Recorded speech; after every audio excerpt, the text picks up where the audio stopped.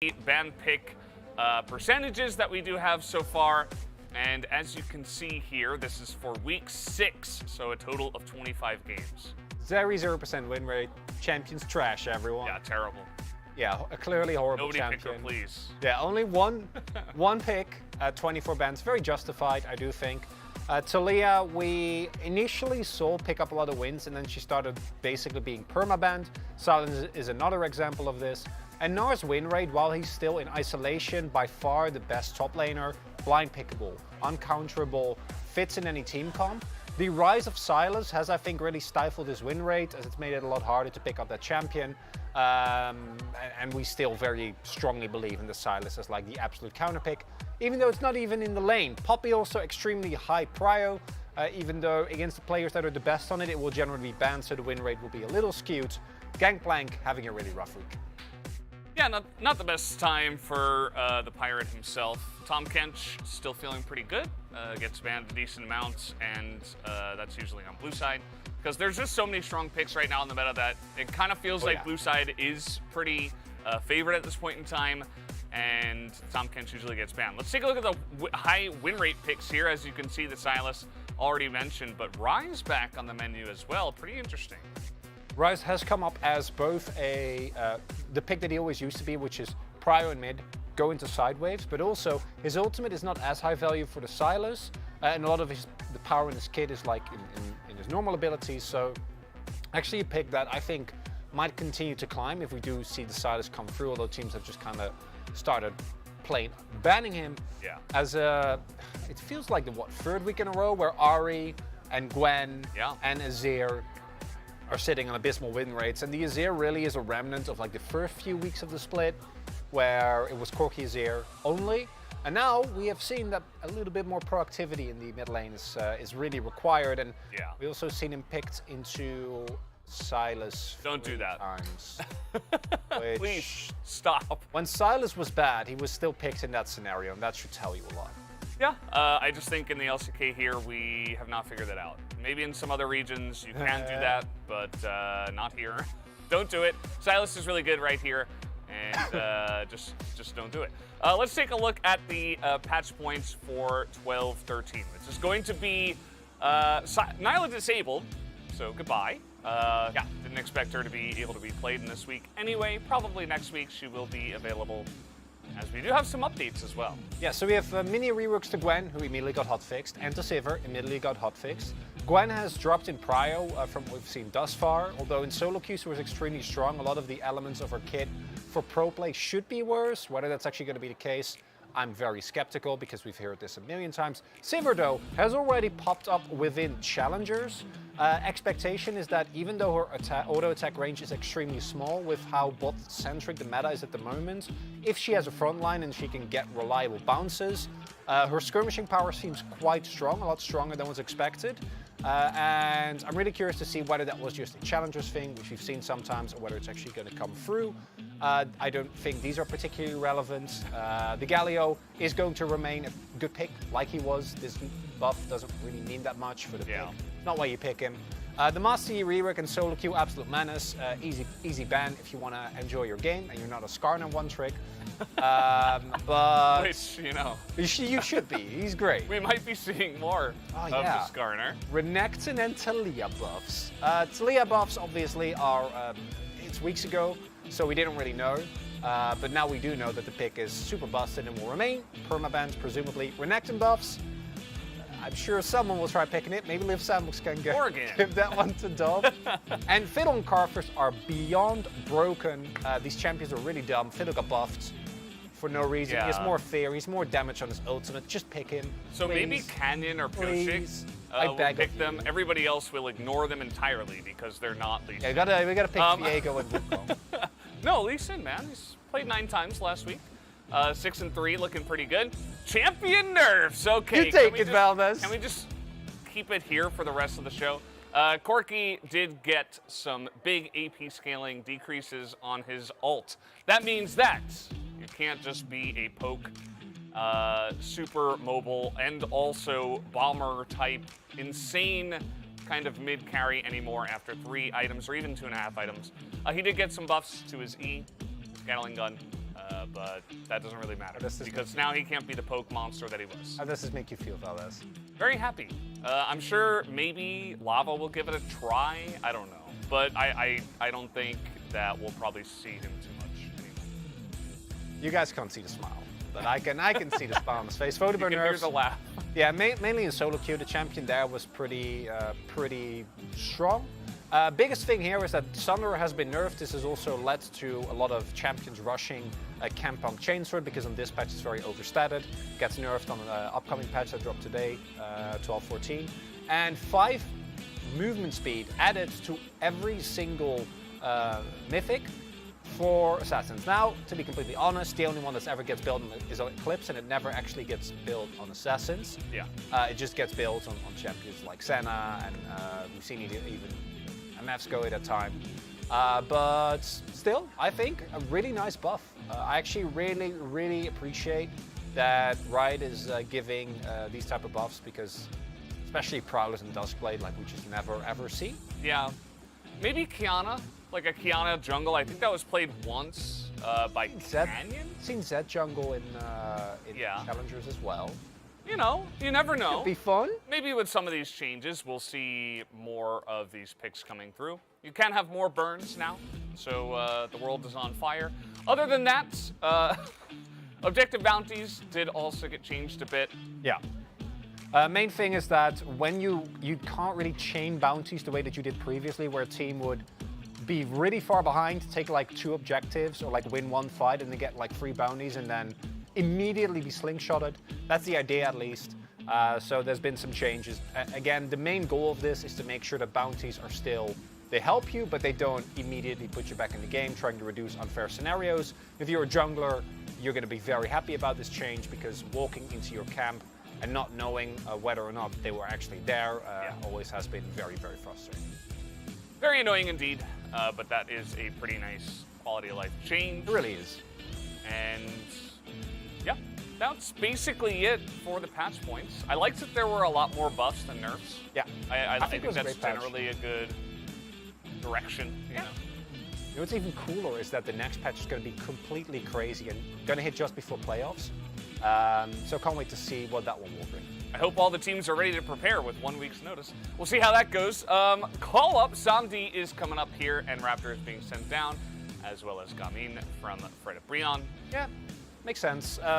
Choni has not been sent down. I'd expect Samdi to come back in again, but I think they can still swap. I think Choni and Samdi are pretty comparable in form of what we've seen. Raptor and Gamin was a nice attempt, but Fred Brion clearly wants to stick with the team as they are now. And even though they haven't really picked up a lot of wins outside of like individual games, they still look a lot better. Yeah, for sure. I think that it's a good idea. You know, stick with what's working. I mean, working. What looked better this week. Let's take a look at the schedules here. So, obviously, moving into week 7, we do have some really big matchups. This week, I feel like a lot more fun than last week, especially Saturday. If you're one of those guys that, you know, you're a busy guy, you're working, whatever, you don't want to stay up all night if you're in certain regions of the world, pick Saturday and watch that day, because it's going to be really awesome. Make a party out of it. Because I think the whole week has a couple of great matches. Genji DRX could be very interesting. DKKT, with how those teams are looking right now, should be really close. T1 KT, especially after seeing T1 kind of struggle, has the potential to be really cool as well. And then, you know, you catch all of Saturday's matches, and then Sunday, you can take it easy. we end the week on Saturday this week. Yeah, I mean, when you get 4 extremely strong teams on one day, then generally you'll get 4 on another day that aren't as good. I appreciated you, Valdez. Yeah, I gave it a try, you know. I'm proud of it. I tried to mix it up with the Fred Brion vote there on the last Wednesday, and they almost won. It went 2-1, the victory for DRX, and I think that's part of why Fred Brion have decided, hey, you know, maybe we can get this going. They also looked good against T1, but it was not meant to be. Every other vote was exactly the same, but this week, not the same, not at all. Yeah, do see a lot more changes here. We got Wolf going for KT, really like that. As I mentioned, I think that will be very close. 50-50 split on DRX Live Sandbox, which I think is completely justified. In addition to that, I kind of went broke this week. Wow. And I'm happy to see it work out. Very excited. It's a I'm Karis actually- believer there. Well, yeah, I am kind of a Willer believer. I'll have you know. That's good. The only thing I'm surprised about is that I'm the only one that went for Kwangdong over Bro. Yeah, I think just with Fred Brion overperforming last week, like some of the hashtag bro believers came Hashtag back. Bro Memento. Hashtag bro memento is beginning again. So I think that's part of it. Kwangdong have not looked very solid. I think especially last time out, they just kind of returned to week one, which was kind of LM and Hoyt not really performing well, and still struggling. So, guys, we do also have some extra news. This is about the LCK Summer Finals, which will be held on August 28th, 2022, and that will be in Gangneung Arena, Olympic Park. So that is going to be really cool. Going to be super exciting. Actually going to, after what was already, I thought, the coolest event I've ever done, which was spring finals, like the orchestra, the 10 years, all the Hall of Famers there, was incredible. And we're going to try to top that. So I'm very excited. Yeah. By the way, there is a Finals Eve. Couple of events. We don't know exactly what those are yet, but stay tuned. All are welcome to attend that, even without a ticket. Obviously, you need a ticket for the finals itself, which will be on the Sunday. And also, very cool, a little partnership here, or I suppose a big partnership, CGV and LCK coming together. CGV, one of the biggest theaters, if not the biggest, in Korea. And every Wednesday to Sunday, you can watch regular season matches. Look at the prize. Look at And the prize. you can get photo cards. So Polos. if you're not here, Polos. go there and pick up your Morgan photo today. I want to go. I need more holo cards, Valdez. You just gotta, like, after the first match, just run over there. It is not that close to here. It's like maybe 15 minutes. So 10 taxi, minutes. 20-minute taxi. I thought Oh, run. no. I just run. Yeah, you gotta go fast, and maybe you can. But make sure if you are in Korea, maybe you can go to the CGV if you can't get tickets here. I think it's a great way to enjoy with other LCK fans. But that's gonna do it for us here on the pre-show, guys. Hope you did enjoy it once again. We do have Match of the Week on Saturday, as we did say. This is T1 versus Gen G. You do not want to miss it. The match right before it is DRX versus Live Sandbox. You don't want to miss that either. Really, really awesome day of matches this Saturday. So that's going to do it for us, guys. We're going to throw it to the start, the intro, and over to the casters.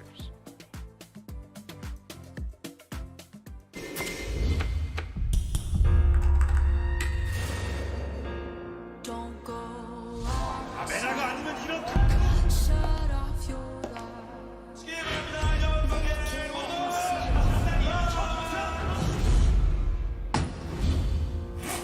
They cannot conquer you here.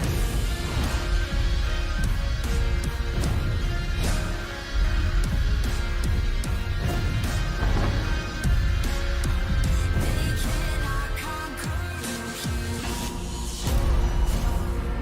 Don't let it run wild. They can feel you. They can feel you. Don't hold 자 이번 파이널 자 지원해 think it's the end. They cannot defeat you. They cannot conquer you here.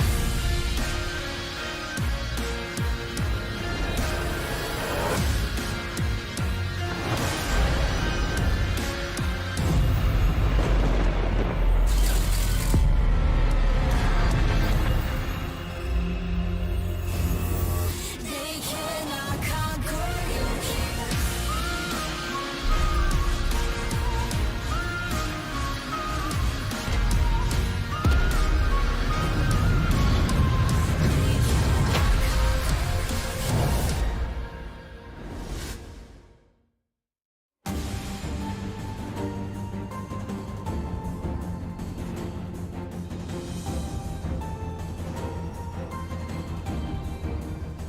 Welcome, ladies and gentlemen, to LCK Summer 2022. I'm Atlas, this is Wolf, and it's time to get this week underway. And, Wolf, we're starting off with a bit of a banger here, a bit of telecom war, just a quiet start to this ridiculously amazing week. And every time it feels like as we lead up to a telecom war, it's not that hype, we're not sure, it always delivers. We saw that in our first telecom war of the season. Very, very close, definitely could have been won by KT. Both those games very, very close.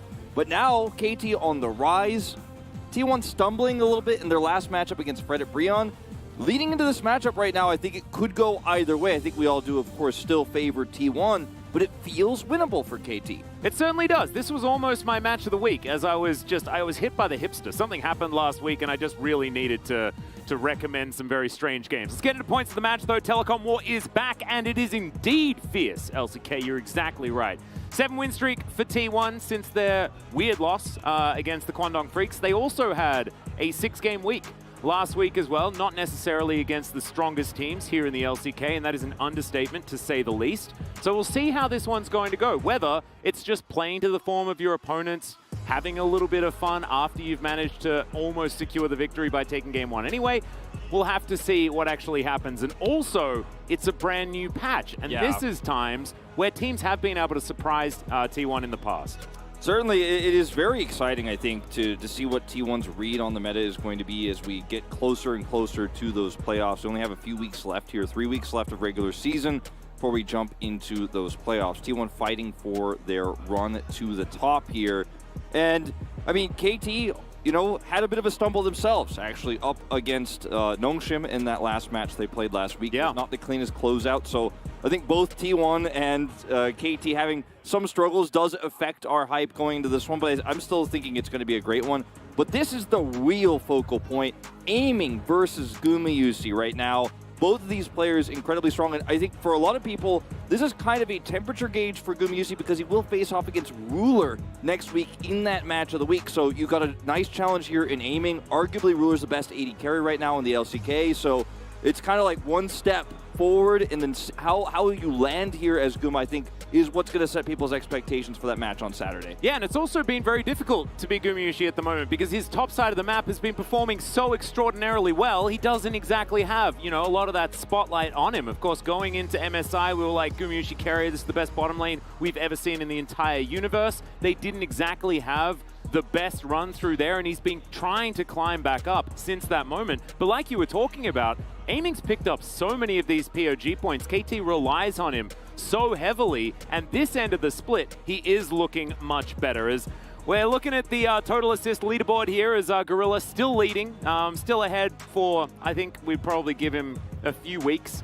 against Faker, who's really starting to get up there. But as you can see, the support leaderboard, it's about Carrier catching up to Beryl. In fact, they're neck and neck, these two. Yeah, he was able to pick up almost 20 in that last matchup. We've been kind of following this one closely. Every single match T1 plays is getting very close. Of course, Beryl is still playing, so the gap you know, widens or shrinks based on how they both perform. But catching up to Mad Life, you know, that's a big milestone to hit. You know, Mata, Wolf, former T1 player himself, Tucson. So there's a lot, actually, going on here. As we will see, Rascal's also on the cusp of 1,000 kills. And, you know, Renekton got buffed on this match. Yeah. We'll 10% AD ratio on that Dominus Wolf. Oh, yeah, that's what we need.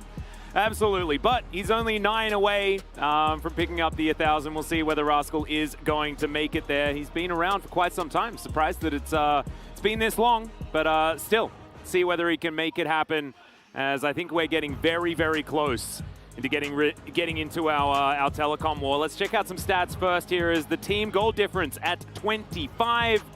Looking a lot better here for T1. Yeah, but at 30, you can see both of these teams are incredibly dominant the longer the game goes, and they both play around late game winning conditions, especially KT, though, on the side of aiming. You can see both these teams also fairly dominant in the early game. So a lot of action potentially here, especially considering that T1 are so good at pushing their lead. So I think whoever gets ahead in this matchup is going to have a massive advantage. It's also T1 having blue side advantage potentially, that we'll have side selection here going to this best of 3. Yep, KT, of course, managed to take that game last time around, but they did manage to pick up the side selection themselves. And so that is definitely going to help them out, as I believe that we've got player walk-ins coming up pretty soon, because we are getting very close to game time here, Wolf. And this is the telecom war. I can't wait for it to just start, you know? We've just got to get into it. Yeah, I'm very excited, and I think we'll be jumping into it very shortly here. Seems to be some sort of delay on our side of things, but we'll be jumping into it very soon for you guys. But Could be more excited about this telecom war. I think one of the most exciting we've had in a while on paper, because usually we're like, it's looking very T1 favored, and then it's very close and very exciting. And I think, you know, last season, when we had them match up against each other at the very end of the round robin, it was extremely exciting. You know, we had aiming pop off on the AP Kaisa. It was a lot, you know, that was changing in the meta at that time, and they were almost able to take T1 out there. And it's been a very long time since we've seen KT be the more dominant team, but tonight, there's a chance for an upset. Yeah, as we have a look at T1 making their way out onto the stage, there's Joe Marsh with his drum. Didn't look like a bass drum. I heard he was the CEO of bass. I thought maybe he could also be the CEO of bass, but not actually to be the case. It's not quite large enough as a drum, but definitely great to have Joe in the building. He's going to sit down as well. Oh, man. Welcome, Joe, to LOL Park once again. CEO-based. Indeed. Well, T1 tonight, they are the favorites. They certainly are. Even with a struggle against an overperforming Fredit Brion, they are on paper the stronger team. But I think a lot of people should look at this matchup tonight as a test, because their opponents in KT Rolster have a very similar type of setup with their team. Obviously, the big difference being Vikla is really nothing like Chovy. His laning is very weak. Chovy's laning is very strong. But you look at Rascal, the way he and Doran are playing the top side, very similar. Then aiming, of course, a pop-off carry player, the one that KT relies on to get those late game wins the same way Genji relies on Ruler. So I'm not trying to make this series about the match of the week, but it is a big temperature gauge for that. Also, I mean, Life was a former Genji player, so I guess it sort of makes sense in that regard as well. Also, if KT can pull off an upset tonight, it could, you know, even if T1 win that Genji series, kind of guarantee Genji gets first place in the regular season. So there is a lot riding on this in a matchup that is harder to prepare for, because you are so focused on that Genji matchup later on in the week. So there's a lot of factors coming into this series that are really exciting. The new patch as well that we've talked about a little bit. We might see some completely different priority on the bottom side of the map. Jungle picks getting buffed. But this is the key player matchup, Atlas. This is the big one. Yeah, this is the one. Having a look at aiming, he, of course, is relied upon by his team so much more. As you can see, it's all kind of illustrated in the damage percent, because Zeus does so much damage for T1. Faker does so much damage for T1. Even Carrier, in a lot of his games, has been responsible for picking up a whole bunch of that damage as well. But you can see for KT, it's all about aiming. It's all about what this guy is going to provide for his team. As T1, as we would expect, is going to hop over onto the blue side. And it's not going to be the same as what we saw last time from this matchup, because, of course, KT had side selection. They were able to go in with that slight edge as far as the draft. And we'll see whether this is going to be what gives T1 their 2-0. Because like you say, if T1 loses here, it doesn't even matter whether they beat Genji or not. Genji has the better game score, and yeah, they might have the 2-0 head-to-head, but they won't be able to catch up in that series if they lose this one. They need to stay that close with Genji. Yeah. Now, I want to talk about the Sylas, because I do not think we will see it played at all in this series. T1 will never give it to Vikla. Just not going to happen. Faker has no interest in playing the pick. We've seen it in so many opportunities where T1 have had it even open in its rise in popularity. Faker has only played it once this season, and I think as a result, it would just be banned by them each and every game. So Vikla's best pick this season, even though his landing stats aren't amazing on it, is just going to be a non-factor here. Now is KT ban away owners, Lisa. Now I really like this, but you will go ahead and give over the Gnar first pick here. Well, the Zeri is also available. And with Draven banned, it is a difficult one to leave up. The Yuumi will be picked away to try and deny KT from having that sort of Zeri-Yuumi combo. But it doesn't look like KT are going to be deterred, because Zeri-Gnar here just seems real broken. Yeah. Also, I feel like if you were gonna do this, I think you take away the Gnar, because Zeri-Yuumi is very strong, but there are a lot of answers, there are a lot of counters. And also, if you leave the Zeri here for aiming and life, there are several different picks that Zeri can play with in the support role, and that's not where the focal point of this draft is going to be right now, because there's so many other pivotal picks here. So even something like Zeri Nautilus, which has been a very common combo when Zeri is allowed to come through, is very strong. And I wonder what T1 will be able to pair this Yuumi with outside of something like a Twitch to actually punish in lane. We haven't really seen Gumisi play the Twitch pick. It's, you know, he's never played it here this season. I'd have to check his lifetime stats to see if he's ever played it, but something we haven't seen yet from T1 is we'll see Vikla pick up the Azir now that Silas is taken away. Going down the tier list a little bit.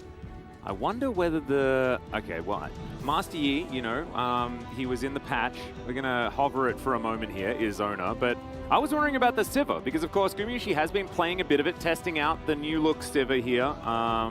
But with the Gnar being left up, that should be locked in first. And now it's about what this bottom lane choice is going to be, or whether T1 have a completely different plan in mind. The Sivir. But that Sivir that we were talking about is going to be picked up here. Sivir Yuumi was actually a pretty powerful lane when Yuumi was first released, when Sivir was being played quite a lot. And now that she's changed a little bit, it's mainly for the better, as Lulu will be picked up alongside the Zeri. Obviously, a bit of a counter pick towards the Yuumi. We've seen it work out sometimes, not work out other times.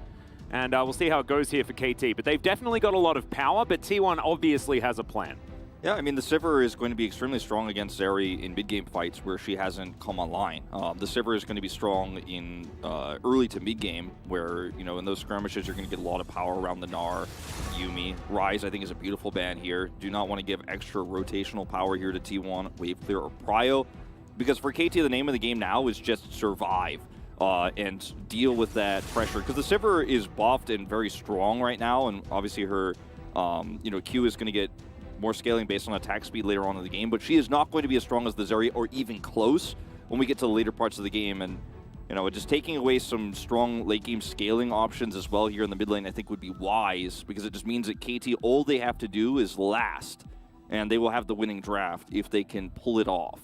Yeah, it is difficult, and it's very interesting to think about what the Sivir scaling actually means, because we've spoken about Sivir as, Sivir was in one of the longest games of all time and was on the winning team, right? Like, that doesn't necessarily it's not a testament to a scaling necessarily, but now that her Q scales on crit, now that she can double bounce her ricochets off multiple targets outside of a minion wave, I think that she will be even more powerful when it comes to the team fights. Plus her fleet of foot does give her a lot of movement speed to try and catch up to that of the Zeri, who's going to be zipping around real fast as well. Yeah, her ultimate also can't go over walls, which can be a bit of a problem, but with Yuumi, you might be able to prevent your opponent from doing anything either. As really a 10% damage buff on Dominance, and Rascal's back there. I think Rascal is going to get a little bit of a hover highlight here by aiming, but I don't think he was going to pick it. I think Renekton is kind of on the cusp of being meta right now, especially with a comp like what T1 is running that's so strong in the mid game. But I think the Gwen is a much smarter choice. If you don't mess up the laning phase here, you should be able to side lane very well into the Gnar and set up team fights on your terms here. As T1 now need to decide what that mid lane is going to be. The jungle matchup, not as important here. It's not something that you're like, oh, better not pick this one to face up or we'll get countered with that R5 jungle pick. Poppy, I think, a very strong one to try to snowball bottom side of the map. Don't have a Ryze with it or anything like that, so it is just going to be about the Guma carry a lane to get that control, to set up some potential dives. Zone Zeri out of CS, it absolutely can work. I find it really interesting that Cuz has hidden his pick, because I thought if they were going to do that, it'd be largely around him playing something like the Fiddlesticks or the Karthus. The Karthus was a champion that he was very, very good at in the past, but they've got so much magic damage that is a very difficult pick to make work in this composition. I love the Galio. Is he just going to do it? I think it makes sense with the scaling, but it will make you very weak in the early parts of the game. But if you're just going to sit under a turret, Karthus' vulnerabilities are not that exposed. You're also playing against a Poppy, potentially. This is even better, because you could just play defense with this Skarner pick right now here for KT. Plus, knocking down a Poppy, dragging her away, punishing a Galio engage. There's so many things that Skarner could do very well around that. But my favorite part of this draft for T1 is the Galio follow-up. Faker has been by far and away the best Galio player this season. He's had some amazing taunt plays. He had a 5-man taunt in a really critical matchup. They have now, you didn't get the Ryze, but you have a lot of power around early skirmishing with this Sivir. Taunts are going to be strong, knockups are going to be strong. You can, of course, add some extra shielding. And I think that while KT have an amazing late game draft here, T1 has an amazing punishing draft to get ahead. So I really feel like this game is going to be about who gets that tempo. Both of these teams have looked strongest when they could snowball those gold leads early. We're in for a good one here, Atlas. Yeah, I'm really excited about this. Really looking forward to Sivir. She's been one of my favorite champions. I think she was the very first champion I ever played in League of Legends back in 2010. So there we go. Just a bit of nostalgia. And yes, I will go to sleep. The grandpa will definitely move out. But after this game, because we've got a telecom war, and we are very, very close to getting onto the Rift for it. I think that there are certainly a lot of things to talk about when it comes to, you know, having some decent scaling on the side of KT. But I think that the way the T1 draft all comes together is very, very dangerous for KT. I think the Skarner is going to have to work very, very well if they're going to be able to make this one happen, because the Skarner from behind can often just be like running around in circles and a bit of a sad scorpion that doesn't really do all that much, is kind of an impale button. But if you can't survive to actually get out and bring your target with you, then it can be a real problem. So if Cuz is sort of smacked down in the jungle, it can be difficult. I want Cuz to be willing to sacrifice early jungle control. If there's a tussle around his blue buff, you know, that Guma and Kerry are going to be trying to push Prio for, let Owner have it. Don't fall behind. Don't lose the jungle matchup. Just play defense for your mid and bottom lanes here. And let trust in Rascal's Gwen. You know, it's a tough matchup for the Gwen right now. Nara's winning it a lot more of the time. The range here, and it's Zeus of all players. Like, it's going to be tough, but play defensively. Yeah, let's see how it goes as we hop onto the Rift here for game number 1 of the Telecom War.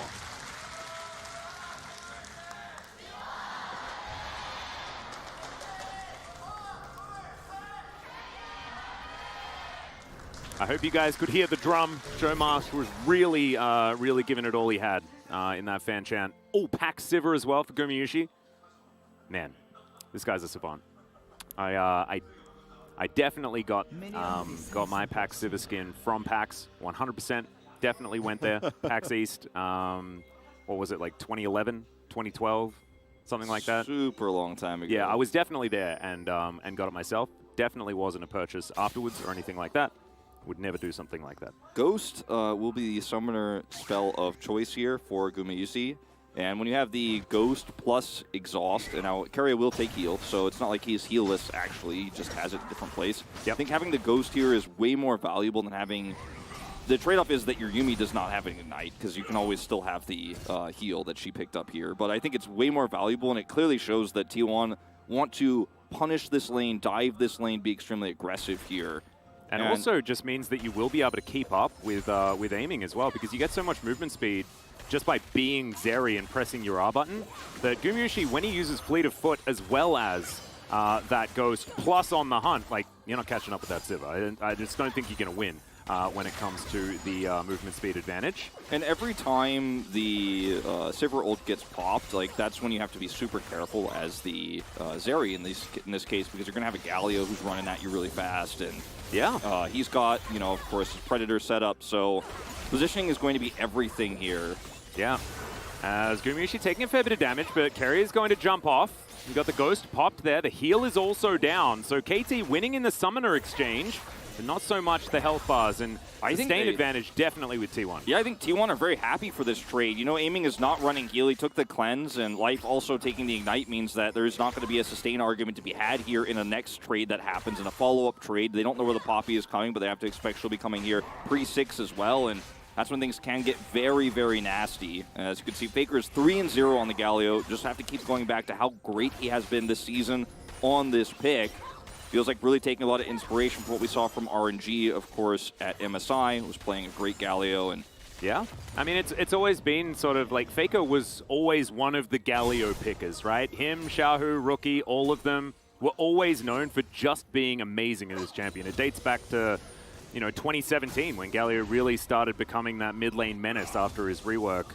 And it's really cool to see that Faker just, he's happy to sit back on it if the time presents itself, just really flexing his gigantic champion pool that he's built up over the years. And his gigantic brain as well, just knowing how smart this pick is and how well it works with T1's composition. And I love that Faker in a meta that has been a lot about how the mid lane facilitates the bottom side. He's been more all in on utility on picks like the Lissandra and the Galio than players like Chovy have been. You know, we have seen Chovy flex a little bit in that regard, but Chovy wants to win lane. Faker's willing to sacrifice a little bit of lane power. Now, trying to set up kills for the Zeri early is a very tricky thing, but Cuz is looking for it. Yeah, and Life is trying to bait them in as well. Extendo Beam doesn't exactly hit the mark. Flash out from Life just to deny the first blood as Cuz is wrapping around. We got Alcove Gaming through here as that's a phenomenal spell shield, and Faker had teleported in to save his bottom lane. They knew how important this was going to be as Justice Punch comes down. There's a 3-man taunt from Faker and he picks up Life and first blood. Extendo Beam will do nothing, and KT just lose a member. Faker saves the day.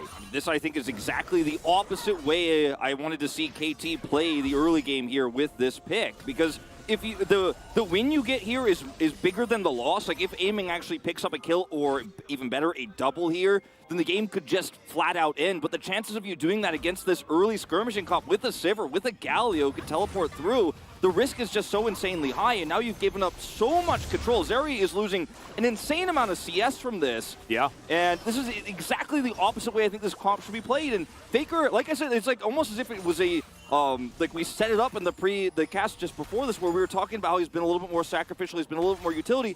He's down to lose a little bit of farm. He's not even going to lose that much just to be like, you know what, I'm coming down here to set this one up. And Vikla doesn't get much of an edge here. There's really no loss for T1 across the board. And, I mean, it's just a really greedy play here. Now, this is really well set up by Aiming. Holds the wave here, gets the slow with the Extendo Beam. And then they're looking to trade this back. Flash comes out from Life. And unfortunately, it's really Faker who turns this one around. He teleports in so early, he was hidden on the map. And let's watch his first-person view. It, of course, does have Flash. Yeah, and immediately the Predator is popped, and it is so difficult. I was expecting this to be a level 1 play, but instead, just walks up, Flash torn onto 3. It's that easy. No flash on Zeri, he says, very calm and collected, and just moves like this where you see how good T1 is at playing out early games, and they can predict these types of exchanges. Faker was so ready, he had a back then, so he could actually teleport in without being seen, out of vision. So well played. Yep, really nicely done. He has fallen behind now, a couple of waves, but that is to be expected. Saving this lane is 100% what he needs to be doing here. Cuz as well has been able to pick up, you know, an extra camp and a half, something like that, as this Skarner. And we'll see as we get towards level 6s whether it is going to work out. Of course, Skarner into Poppy is a very interesting situation. I wonder whether if you get ulted immediately after impaling, whether your teammate that you're ulting away as Poppy goes a billion miles away and then 1v1's a Skarner. Is that how it works? Yeah, I was wondering about that too. I'm actually not that familiar with the interaction. I haven't seen the interaction either. Yeah, so I guess we'll find out together here. I'm guessing it doesn't quite work like that and it won't get yoinked, but I don't see why it wouldn't, you know. I think that the spaghetti would definitely help us make that one happen. We've seen Blitzcrank also do some pretty crazy things. Yeah, that Impale that we were talking about, going to be available because just clearing out a ward here for now. It's not going to find the E, so he will just back away. Yeah, we'll get the heal out, which is significant but not game-changing here. Zoner is now going to be seen on this ward and Aiming in Life. The thing is, even if you don't successfully kill them with a dive, the threat of the dive is what's so powerful about this Poppy pick with a Sivir that is, you know, slightly accelerated in this lane. She wasn't the one to pick up the kill, but just stronger in this 2v2 right now, even without the heal. So Zoner could just kind of hover around here, and there's just not much that Aiming in Life could do counter-wise. The thing that I find really interesting about this comp is that actually, what it feels to me is it's like the old school Sivir comps, which was at the height of the Gnar supremacy. And what it does is it just makes the Gnar really difficult to get away from. Like, you decide that you want to fight, and when you're Gnar, right, you want to have your Gnar bar at the right spot and then decide to go in, right? On the hunt, that's the go button. Yeah. We used to call it the donkey whistle, Papa and I, back in the day. You just blow the donkey whistle and you just go in. It's very similar to Kled. You know, he yells charge. You know exactly what you're supposed to do. It's why Sivir is fantastic in solo queue, everyone. You just press your R button and everyone knows it's fighting time. Well, it's like having a Shirelius before you would normally have that. You don't even have to spend the gold to get it. There's also another way to look at it is Vikla will try to come over here and contest, but there is just no way. Also, they don't sacrifice any farm for Guma. He's here. Zeri on the other side, which is a champion that normally gets a lot of value if it's left in the bottom lane while the Herald is being contested. She's not there. She doesn't get any farm there. Whereas, guess who's giving it up? Okay, hold on. Yep, Cuz is going to be in the area. 3 versus 2, theoretically, even if we can only see a... Oh, okay, never mind. Make it 4 versus 2. So Yeah. this is going to be guaranteed plates. Zeus and Gumayushi both going to be picking them up here. Look at this how lane late- swap for acceleration is fantastic for T1. And terrible for aiming. He's just now getting back to the lane. And meanwhile, Guma's getting all these plates. Guess who's giving up the CS? It's Faker. By the way, he gave him the mid CS. He's like, you can have it. I'm not going to need those early items. I'm just a CC bot this game. I'm just going to play utility. And Faker, once again, big brain plays here. Now he's actually getting free landing done as they get a second charge. And Zeri, yeah, she'll get some plates down here, but this is such an accelerated Sivir. The exchange is not fair. Yeah, T1 are going to back away. The threat of the Emperor's Divide is going to be a little bit much. There's the flash from Cuz. Gets the flash out of Zeus in the end. Crystalline Exoskeleton, not quite enough extra movement speed there. And he did take Hex Flash, which is re-enabled rather, no longer disabled this week, just to give that heads up. I don't know if we mentioned it on the desk earlier. Yep. But yeah, Aiming gets 2 plates. Guma, yes, some split, but gets a whole turret worth of plates. And this does at least help shore up some of the CS difference here for Aiming. He picked up a lot of gold in this exchange, but now Rascal, not as safe as he was before. There's a lot of mid-game power here now in this T1 composition. Is Hex Flash going to be used here? Zeus has no idea. Yep, so many wards, but it's going to seem a little bit too late here. Zeus is going to get knocked up by the Wild Growth pretty nicely. The stun should come through. The Nara's onto 3, but I have a feeling Zeus is still going to die, as he will get snipped down. Rascal secures that kill. That is going to be 1 over to KT to even out that scoreline, but the money damage is already there for T1. Don't think Zeus is too upset about the situation. No, I don't think so. I mean, it's still a small win here for KT, all things considered. A lot of resources had to be given. And also knows Zeri is taking a Gromp right now because she's like, I don't know where Poppy is. And he does come over here once he realizes, okay, she's definitely not there. But he was, of course, left out to dry by Life, who had to be topside for that play. And if Poppy dives him, he dies. So there's all these trade-offs, right? Like, he doesn't know that he could have actually farmed safely here, but when he doesn't know where Owner is, he just has to back away. Well, Owner is now going to be located in the river. I don't think he was spotted there by KT, but KT underneath their turret are going to be okay for the moment. We do have to remember that, you know, Zeri is even on CS.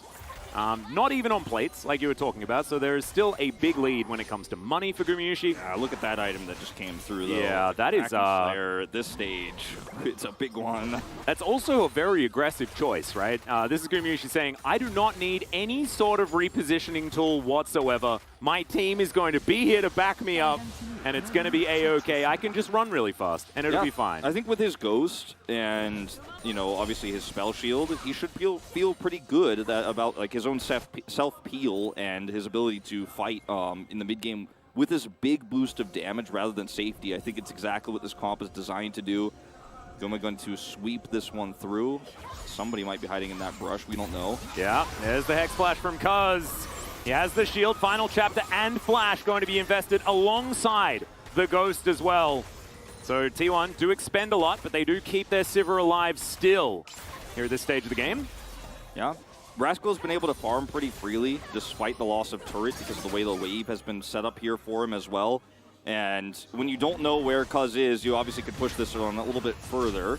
Yeah, Cuz is going to impale here. His owner's going to get pushed back. Can't actually get through here as he does smite for a bit of extra health, but it's not going to save him. And that's Zeri picking up a kill, ladies and gentlemen. That was so extremely well played from Cuz. Both iterations of that exchange. The first part, obviously, where he's able to force out Guma's summoners. And the second part where he sticks around here, trades against a Poppy, has the setup here with Vikla.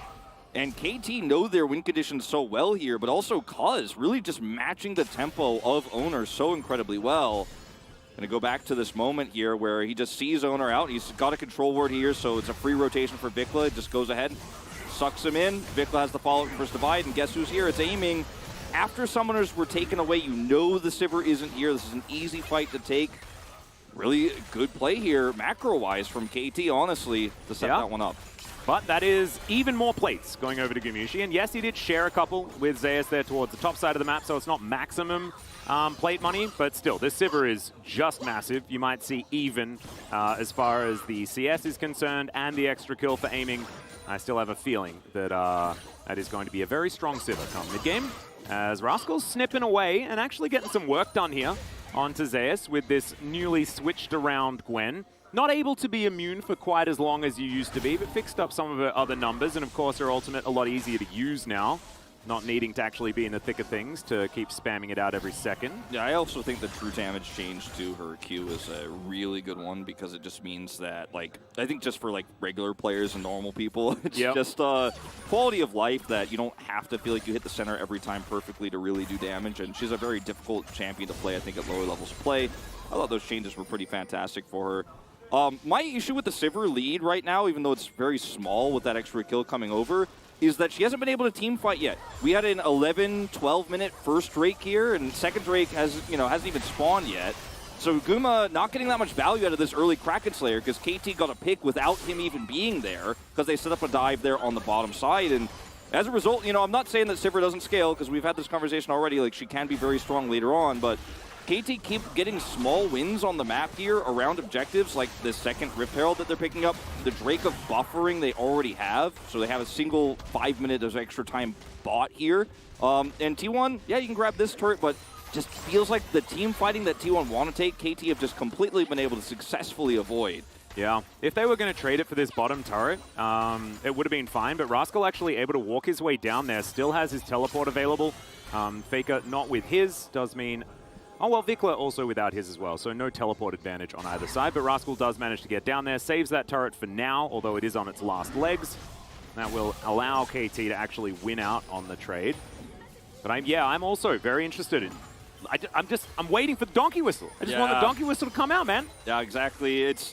We're also going to learn so much about how Sivir is going to look in this meta. Obviously, a little bit of extra resistances means that, we've been talking about hyper AD carries and extreme late game AD carries for so long. Zeri is kind of at the top of that list right now. Whereas in this meta, we just haven't seen Sivir in so long. She's been completely reworked here. See how powerful she does end up being later on. Don't want to underestimate what she could do, as this is going to be a dead turret. Yeah, and possibly a dead Rascal, but he is going to pull out the needlework. There's the ulti from Faker. That's just going to make sure that Ona stays alive, as Rascal is demanding some respect here. Well, remember at the beginning of the season, Rascal was like, tanks are the best right now, but I also really like Gwen. So he is on his carry of choice here. If we can take what was said at the beginning of the season as still truth now. And he is making it work. Even though he lost his turret very early, he's ahead in farm by just a little bit, and he will be that side lane threat as the game goes on. Yeah, it feels like kind of ironically because of the really strong threat of this Skarner pick, who has done a good job of maintaining vision control around his side of the jungle. Rascal, yeah, he lost his turret early, but it allowed him to have such a free laning phase because he just sat under inner, and he was like, if you ever want to try to push this advantage any further, you're going to pay for it. And KT are just going to get the Drake for free? Yeah. Uh-oh, this is a problem. Yeah, the team that has a lot of scaling is actually now with the Drake advantage. It's going to be Infernal Soul as well. Oh my god. As if T1 start picking up dragons at this point in time, then the scaling problem is not going to be an issue whatsoever. Not even entirely sure whether it's that much of a problem. I think a lot of it comes down to execution, but we haven't seen any of it executed yet. As KT certainly feeling like they're on the front foot, looking to now break down this outer turret in the mid lane. Yeah, going to take this one down with the next wave is the plan. They have a lot of wave clear here, obviously. And when you can see a Zeri freely walking at turrets like this, that's when you should be a little bit worried because she's just kind of freely getting money on the map, which should not be allowed to happen. Yeah. And she's, it was not a free early game for her by any means, but she didn't die, lost a ton of CS, but then because of those topside, the lane swap that happened, the topside plays there, which then gave Rascal a little bit of freedom.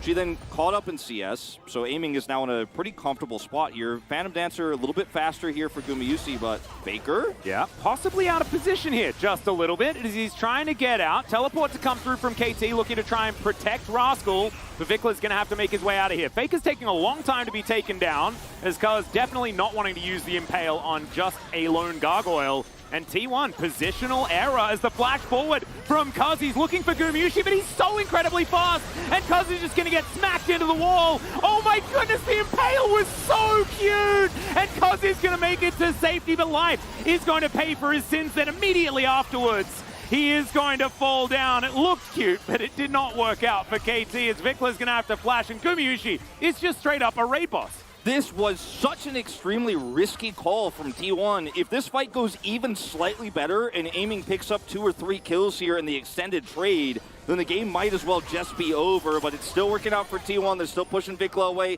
As you mentioned, he had to flash now. Aiming, even though those health bars are low, isn't at the stage just yet with only an Immortal Shield Bow where he feels comfortable to continue the fight, even with Cleanse and Flash available. Guma really getting value out of the Kraken Slayer PD this time around. Hits the 2-item spike, which is why T1 wanted to force a fight here, because there was no other objective. The second Drake had already gone over. We've already gone through second Herald, etc. But Faker had that one rogue ward, and he was like, I'm going to teleport to this. We're going to actually get the Sivir a little bit more accelerated. She's got 2 items. I think KT handled this situation so incredibly well. Because, yeah, Faker has a flank ward here, but the rest of his team is unfortunately just corralled by Rascal. And without Owner and Zeus here, Faker is just left out to dry, unfortunately, on the play. And really nice get over the wall here from Vikla, just shuffles his way through. Faker gets taken out. And from this moment on, I'm very concerned. Yeah, Zeus has a Narbar, but I'm like, this is the moment where Aiming gets fed. And then this Impale is so beautiful, like you pointed out. Here from Cuz, just barely able to keep himself alive. Not great in the end. Obviously, it's not a game-changing moment, but it was very cool looking, and Cuz did survive a little bit longer. But yeah, if Aiming gets a kill into Zeus here and Owner, then this is 100% great for KT. It's still slightly favoring to T1. Oh, it's massive. And the fact that Gumiushi doesn't get impaled is everything. Cuz just looking very silly. Did manage to ult Zeus there for that really cute play, but that's not how KT want to make this comp work. And I think that they were tracking the fact that the spell shield went on cooldown, and then Cuz is like, I got this, but it's not Predator. This is Phase Rush. This is the get out quick Skarner, not the get in quick Skarner. And you can, of course, like if you're in the middle of a fight or something, you can proc the Phase Rush and then get into the backline, but this is definitely more of a get in there and then be able to get out really quickly and create distance that way. But I think it's the more greedy of the options, because you saw that with all this movement speed on the Sivir, it's very difficult for Cuz to get anywhere near Gumiushi. Is KT going for an early Baron here. It's been alive for 50 seconds, and T1 have absolutely no vision T1 of this T1'd, area. and by the time they realize it's very late here, Faker is coming over the wall potentially with this Blast Cone. Oh, it is. Yeah, it's taking a long time. And KT are just going to back away. They opt out of the situation entirely.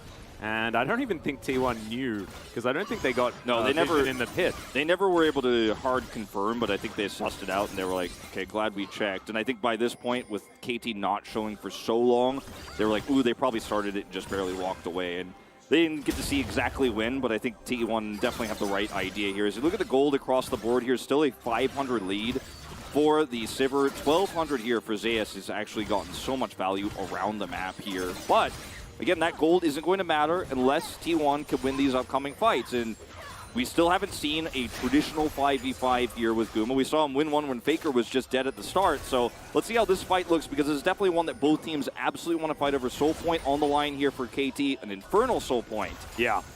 And sometimes it feels okay giving away Drakes if you feel like your scaling's all right, but when it's Infernals and you're giving them to this T1 composition, that doesn't feel good at all. Zeus on the flank doesn't exactly have a huge Narbar. There's a big taunt onto 2 members. Emperor's Divide comes down, but it's not going to save the Azir. Aiming, trying to get autos through as Owner has to flash to get himself out of the way. But this Zeri, she cannot get in range to fight. And the Drake is going to go over to T1, plus they win the battle. House flies forward. Aiming's going to get slowed down here. Zeus is not done yet. Oh, that boomerang damage was just massive, and Aiming's trying to run away, and he will be able to do so. T1 often with low health bars, but always winning these team fights. Yeah, and T1 just showcasing that they're such a fabulous team fighting team.